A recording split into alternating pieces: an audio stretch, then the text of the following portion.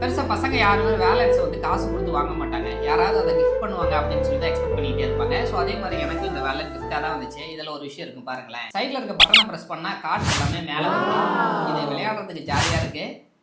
அதே மாதிரி அது நல்லா கிரிப்பாகவும் இருக்கு. இது பெருசாக கீழே விழவே இல்லை. இந்த பர்ஸ் எனக்கு ரொம்பவே பிடிச்சிருக்கு. ஆக்சுவலாக இந்த வீடியோ இந்த பர்ஸை பற்றி கிடையாது. இந்த பர்ஸ்க்குள்ள நான் வச்சுருக்க இந்த கார்டை பற்றி. ஸோ கார்டில் நம்ம ரொம்ப நாளாக யூஸ் பண்ணிட்டு இருக்க இந்த ஏடிஎம் கார்டு பற்றி எனக்கு ஒரு சின்ன இன்ஃபர்மேஷன் உங்களோட ஷேர் பண்ணிக்கணும்னு தோணுச்சு. ஸோ அது பற்றி தான் இந்த வீடியோ. என்கிட்ட 2 கார்டு இருக்கு. ஒன்று வந்து சென்ட்ரல் பேங்கோடது, இன்னொன்று வந்து ஆக்சிஸ் பேங்கோடது. ஸோ சென்ட்ரல் பேங்கோட கார்டு பார்த்தீங்கன்னா அதில் ரூபே கார்டு அப்படின்னு சொல்லி எழுதியிருக்கு. இதே ஆக்சிஸ் பேங்கோட கார்டு எடுத்துக்கிட்டோம்னா விசா கார்டுன்னு எழுதியிருக்கு. கார்டுனா ஏடிஎம் கார்டு எல்லாமே டெபிட் கார்டு தானே. அதில் என்ன ரூபே கார்டு, விசா கார்டு, அப்புறம் இதை தவிர மாஸ்டர் கார்டுன்னு கூட சொல்றாங்க. ஸோ எதனால இந்த மாதிரி டிஃபரன்ஸ் இருக்கு? ஏடிஎம்ல போய் போட்டோம்னா பணம் எடுக்க போறோம், எங்கேயாவது போனால் ஸ்வைப் பண்ண போறோம். கார்டு ஸ்வைப் பண்றதுலனா யூபிஐல பே பண்ணிட்டு போயிடலாம் அப்படின்றது தான் நானும் நினைச்சிட்டு இருந்தேன். ரூபே, இந்த விசா, அப்புறம் மாஸ்டர் கார்டு அப்படின்னு சொல்லி மென்ஷன் பண்ணியிருக்கிறது எல்லாமே நெட்வொர்க் குறிக்குது. நெட்வொர்க்ன்றது ஒன்னோட ஒன்னு கனெக்ட் ஆகி ஃபங்க்ஷன் ஆகிறது பேர் தான் நெட்வொர்க். சோ இந்த ரூபே அப்படின்னு எழுதி இருக்கிற கார்ட்ஸ் எல்லாமே வந்து இந்தியாக்குள்ள இருக்கிற நெட்வொர்க்ல ஃபங்க்ஷன் ஆகுது.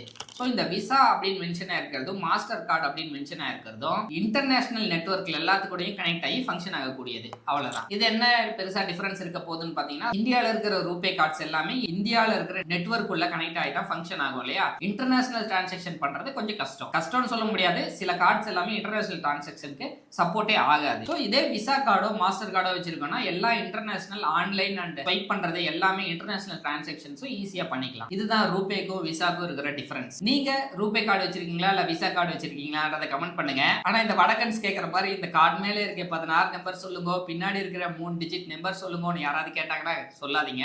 ஓகேங்களா? உங்க கார்டு உங்க உரிமை. நீங்க மட்டும் அதுல பணம் எடுத்துக்கோங்க. மத்தவங்க யார்ட்டையும் அதெல்லாம் ஷேர் பண்ணிருக்காதீங்க. இந்த இன்ஃபர்மேஷன் உங்களுக்கு யூஸ்ஃபுல்லா இருந்திருக்கும்னு நினைக்கிறேன். இன்னும் நிறைய இன்ட்ரெஸ்டிங்கான இன்ஃபர்மேஷன் தெரிஞ்சுக்கணும்னு நினைச்சீங்கன்னா நம்ம சேனலை ஃபாலோ பண்ணிக்கோங்க. அப்புறம் நாளைக்கு பார்க்கலாம்.